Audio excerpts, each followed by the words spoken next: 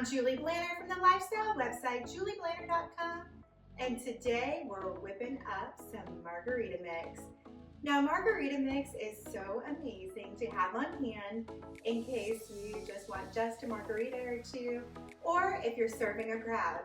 I love having this on my margarita bar for Cinco de Mayo so guests can mix up their margaritas any which way they like. And it's also great when you're having a big get-together or a dinner like we're having tonight, which of course I'll be serving all of my famous tacos at. You can serve a crowd without any effort. And you won't believe just how amazing this margarita mix is, and even more importantly, how easy it is. It's so incredible that I know that you're going to skip the mix here on out and only make my homemade margarita mix. Let's get started, shall we?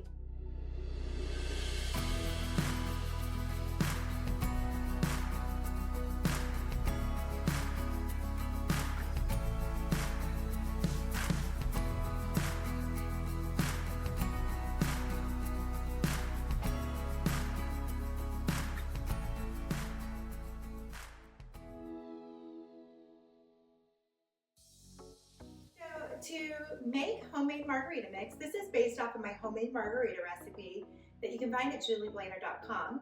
To make a homemade margarita, you need some simple syrup. Now, of course, if you want a lower calorie option, you can cut the sugar or use agave instead, but for that classic margarita, simple sugar is where it's at. You can purchase it at the store, but I always just whip it up at home because it's so quick and easy to make. All you have to do is use equal parts sugar and water. Now today we are going to be using 1.5 cups sugar and 1.5 cups water to make our simple syrup.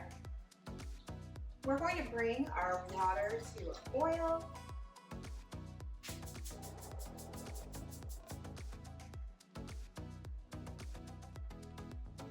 I'm going to reduce it. I just don't want to burn my sugar. And I'll add 1.5 cups of sugar, because again, we're doing equal parts. Chris and I whip these up at the lake all the time. They are so incredibly amazing and so flavorful. We're simply going to whisk this until smooth. You'll notice it becomes clear in color when it's done. Now that it's clear in color and all the sugar is dissolved, we'll allow it to cool before we finish whipping up our margarita mix. Now that our simple syrup has cooled off, now we're ready to put it all together. So what we're going to do is we'll add our simple syrup,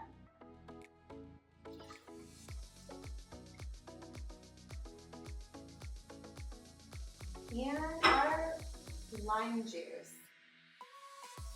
That picture's not big enough. Now you can use fresh squeezed lime juice, and I'll leave the instructions for about how many limes you'll need below. But you can also just use lime juice purchased in the juice aisle of your grocery store.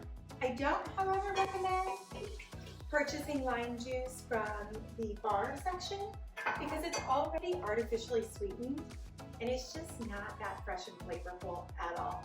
In fact, it's kind of a funky color. So fresh is always best, but here I like to use the shortcut of getting it from the produce section or the juice aisle. Both are just delightful and honestly taste exactly the same. You won't notice any difference. So now that we've added that, we can also add a little bit of optional water if you like yours a little less tart, a little less sweet. But this is our fresh margarita mix.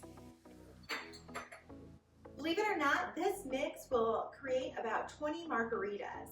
So if you have some left over, which I'm almost sure we will, but no guarantees, you can always put it in a container that seals tight and keep it for about up to a week in the refrigerator.